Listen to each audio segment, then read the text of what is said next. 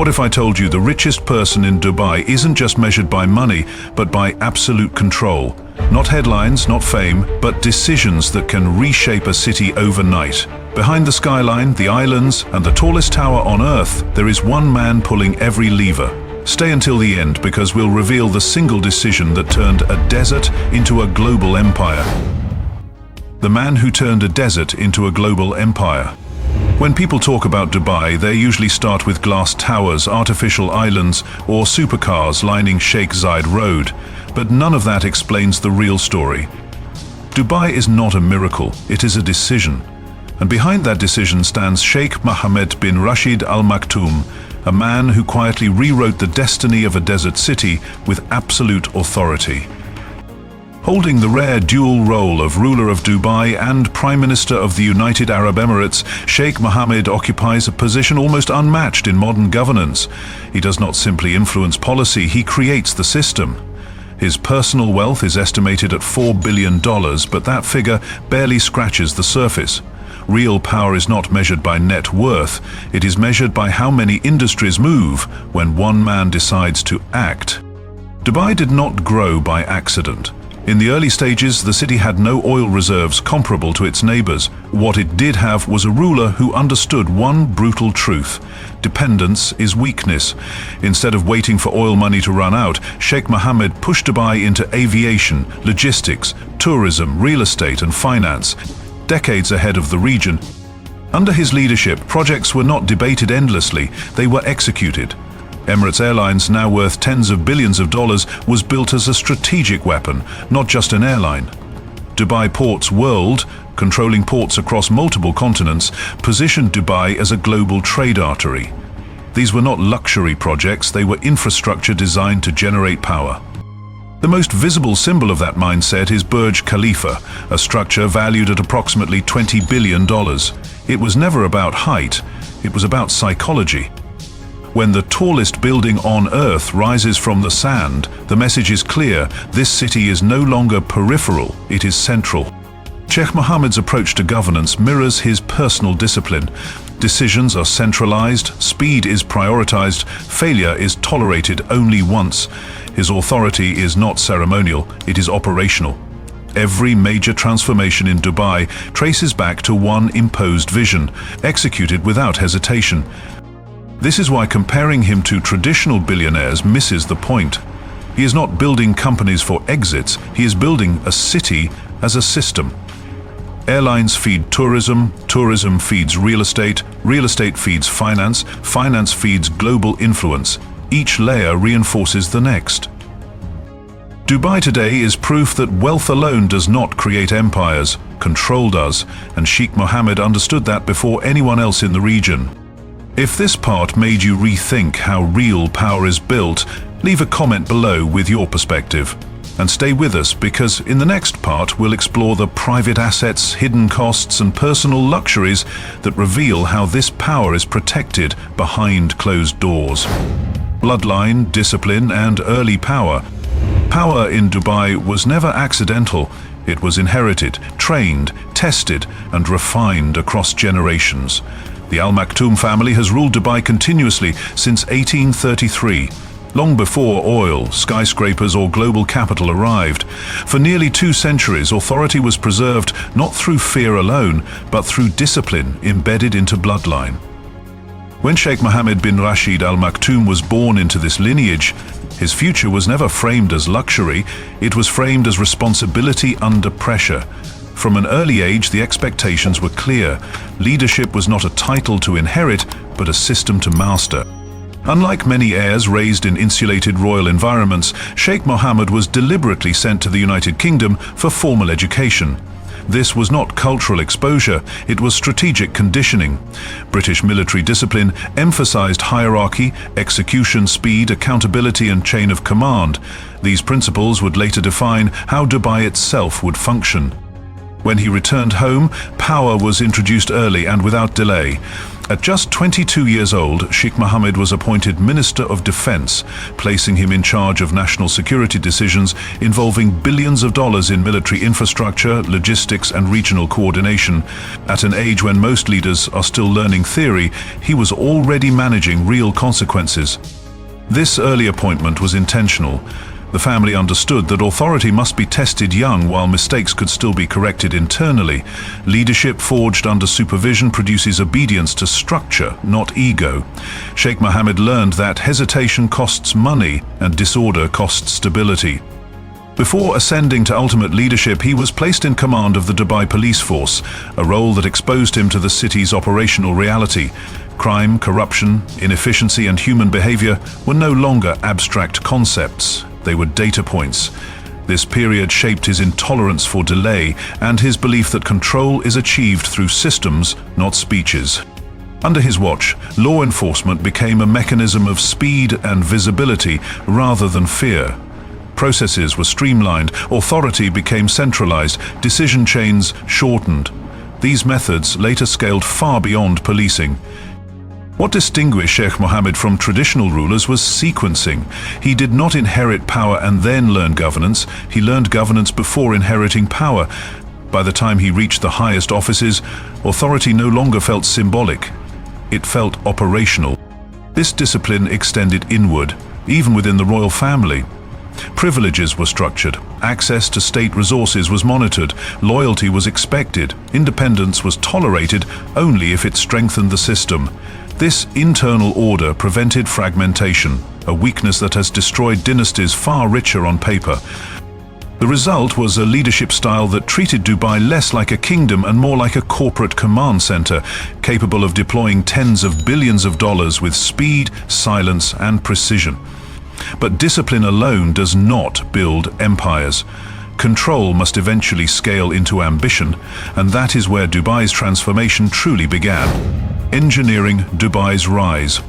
Discipline created control, but control alone never creates empires. What transformed Dubai was something far more dangerous in the hands of a ruler.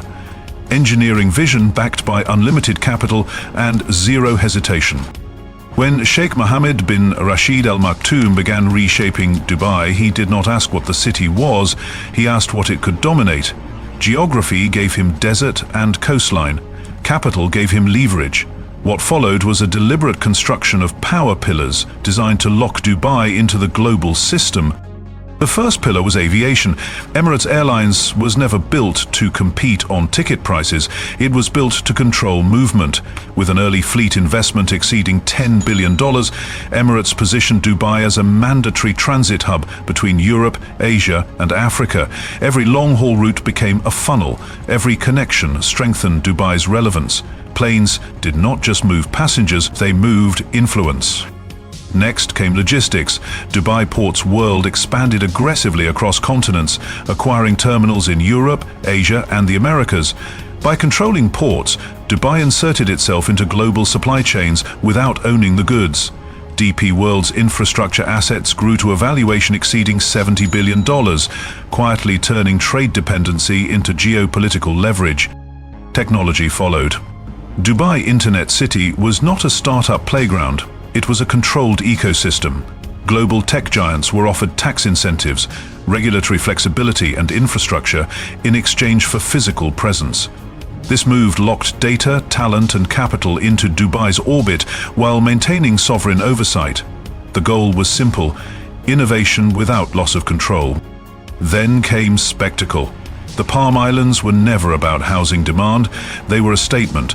Reclaiming land from the sea at a cost exceeding $12 billion, Dubai announced that geography itself was negotiable. Investors did not buy property, they bought belief. Once belief was secured, capital followed automatically. But nothing symbolized this ambition more than Burj Khalifa, rising over 828 meters. The tower was engineered not merely to be tall, but to dominate the skyline psychologically.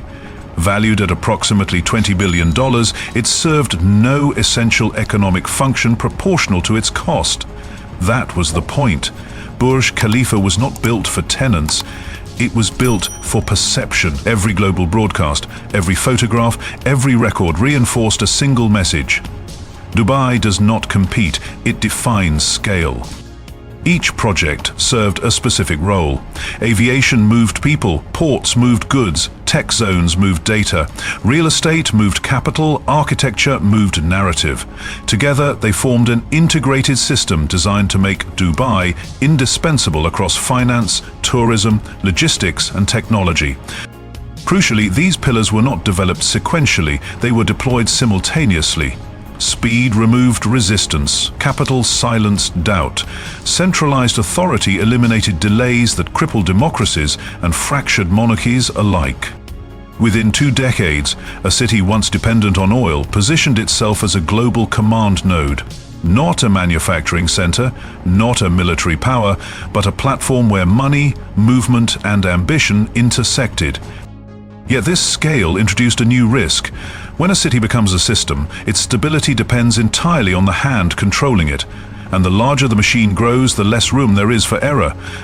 Dubai had been engineered for dominance. What remained uncertain was how that dominance would be defended when pressure inevitably arrived. Real estate as a weapon of influence. For most billionaires, real estate is shelter, investment, or legacy. For Sheikh Mohammed bin Rashid Al Maktoum, real estate serves a far sharper purpose. It is territory marking, a physical declaration of authority that cannot be ignored or relocated. In Dubai, power does not hide behind walls, it rises behind gates. At the center of this network stands Zabil Palace, the symbolic and operational heart of royal authority. Valued at several $100 million when accounting for land, security systems, and infrastructure, Zabil is not merely a residence, it is a command compound. Meetings that shape aviation policy, port expansion, and sovereign investment strategies unfold within its perimeter. The palace is positioned deliberately between old Dubai and the modern financial districts, visually reinforcing continuity between heritage and ambition. Beyond the palace, Sheikh Mohammed controls 2 private man-made islands off Dubai's coastline. Their combined development cost exceeds hundreds of million dollars, but their strategic value is immeasurable. These islands are not marketed, photographed, or commercialized. They exist outside the real estate economy. No listings, no brokers, no visibility. Ownership itself is the statement. In a city built on reclaimed land, controlling private islands signals ultimate command over space. Yet his influence extends far beyond the Gulf. In the United Kingdom, Sheikh Mohammed's property portfolio exceeds $100 million, deliberately concentrated around estates that prioritize seclusion, security, and historical weight over glamour. The first is Long Cross Estate, acquired for approximately $75 million. Located in Surrey, this property is fortified with layered security systems, extensive woodland buffers, and restricted access zones. Long Cross functions less as a residence and more as a sovereign refuge. Its design allows privacy at a scale incompatible with celebrity or corporate ownership. Only state-level power can occupy space this quietly. Further north lies Dalham Hall, purchased for roughly $45 million. Spanning 3,300 acres and containing 39 separate buildings, the estate operates like a self-contained microstate. Lakes, meadows, and infrastructure eliminate reliance on external services. This is not excess, it is insulation. Dalham Hall allows long-term residence without exposure, a crucial advantage for someone whose influence extends into global diplomacy and finance. What unites these properties is intent. None are speculative investments. None are status symbols in the conventional sense. They are fixed points of influence, placed in jurisdictions that matter economically, politically, and historically. Real estate in this context becomes non-transferable power. You cannot offshore land, you cannot erase it. Once acquired, it becomes a permanent footprint. This approach also creates leverage. Properties of this scale generate relationships with governments, security agencies, and infrastructure providers. Quiet dependency forms around them. Roads are maintained, airspace considerations are adjusted. Discretion becomes a service. Unlike skyscrapers or hotels, these estates do not seek attention. Their strength lies in absence. No paparazzi, no social media, no public access. Silence becomes a feature, not a flaw. Through real estate, Sheikh Mohammed does not merely own space, he anchors authority across borders, ensuring that wherever global power shifts, physical ground already belongs to him. But territory, once claimed, must be protected, and as land holdings grow quieter and more fortified, the question becomes less about visibility and more about resilience. Because in a world where capital moves instantly, the only assets that truly endure are the ones that cannot move at all. Horse racing, obsession turned global industry. For Sheikh Mohammed bin Rashid Al Maktoum, horse racing was never a hobby. From the beginning it was an obsession sharpened into a system. A world where patience, bloodlines and discipline mattered more than spectacle. Where influence moved quietly, one stable at a time. In 1992 he founded Cadel Fion Racing, not as a vanity project but as a long-term engine of dominance. While others bought horses to win trophies, he built infrastructure, training programs, breeding science, global logistics. Within 3 decades, his operation had accumulated over 5,000 international race victories, a number unmatched by any private owner in modern racing history. But numbers alone do not explain the scale. In a single auction session, Sheikh Mohammed spent $16 million acquiring just 10 thoroughbred horses. Each purchase was calculated, pedigrees traced across continents, performance data analyzed over generations. This was capital allocation disguised as sport. To support this empire, he established a network of elite horse facilities across Dubai, Ireland, the United States, and Japan. These were not traditional stables. They were precision environments. Climate-controlled barns, custom polymer fencing, skylit training corridors, veterinary teams operating at standards closer to aerospace engineering than agriculture.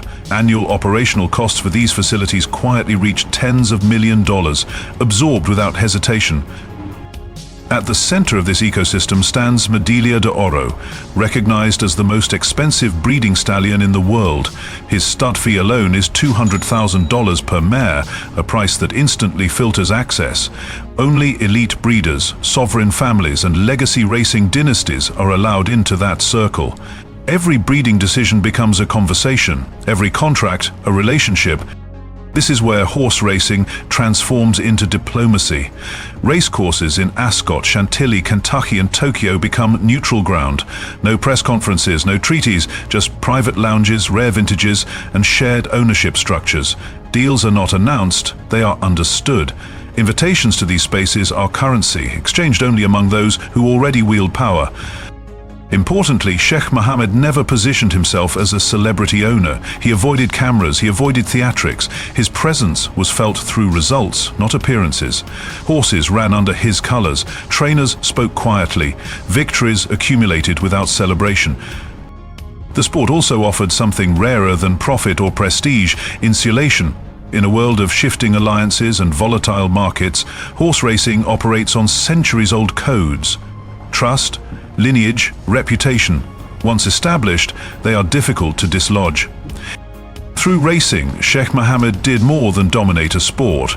He embedded himself into an old money global network that predates modern finance, media, and politics, a system where power is inherited, not announced. And once you understand how patiently this network was built, it becomes clear that horses were never the end goal, they were the gateway. Because when influence can outrun headlines, it doesn't need to explain itself. Extreme luxury and personal myth. For Sheikh Mohammed bin Rashid Al Maktoum, luxury was never about pleasure, it was about narrative, about shaping a legend so vast that it could not be challenged, only accepted. The clearest symbol of that philosophy floats silently across international waters. His superyacht Dubai is valued at $400 million and stretches 532 feet from bow to stern. But calling it a yacht is misleading. This vessel is a mobile palace, a sovereign space untethered from borders or jurisdiction. It houses 28 private suites designed for 48 guests, each with personal balconies, marble bathrooms, and soundproofed interiors. There is no excess noise here, only control.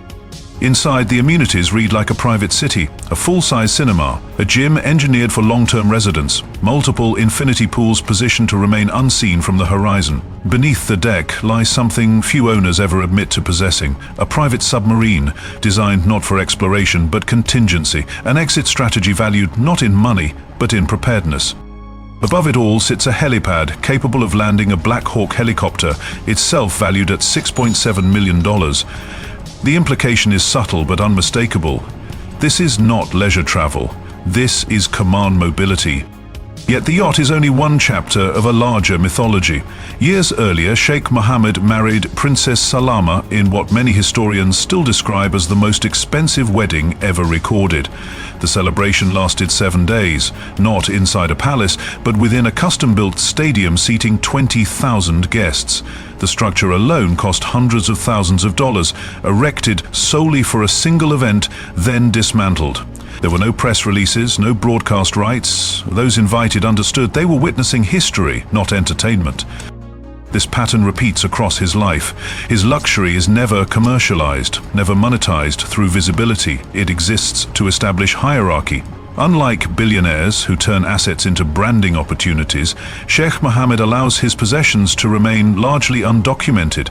No official tours, no social media reveals, even photographs are rare. The absence itself becomes part of the myth. What makes this approach especially powerful is restraint. There is no competition with celebrities, no attempt to impress consumers. His extravagance operates on a different axis entirely. It speaks only to peers, rivals, and historians. And it works, because over time, repetition turns spectacle into symbolism. The yacht is no longer transportation, it becomes presence. The wedding is no longer an event, it becomes precedent. The helicopter is no longer a machine, it becomes a reminder that distance, borders, and time are negotiable. This is how personal mythology is built, not through loud displays, but through scale so immense it discourages comparison. In the end, Sheikh Mohammed's greatest luxury is not what he owns, but what his ownership represents. A life engineered to feel inevitable, untouchable, permanent. And if you're wondering whether this level of power still exists quietly in the modern world, let me know your thoughts in the comments, because what comes next may challenge everything you think you understand about influence at the highest level.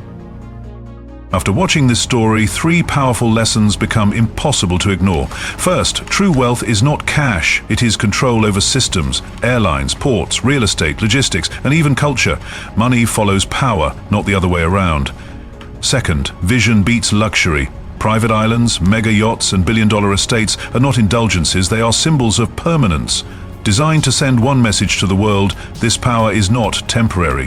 Third, leadership at this scale requires discipline, not popularity. Every major transformation of Dubai came from decisive action, not consensus. If this video changed the way you see wealth, power, and influence, hit like and subscribe to the channel. And stay with us, because part 2 will dive deeper into the hidden conflicts, silent rivals, and untold risks behind Dubai's empire.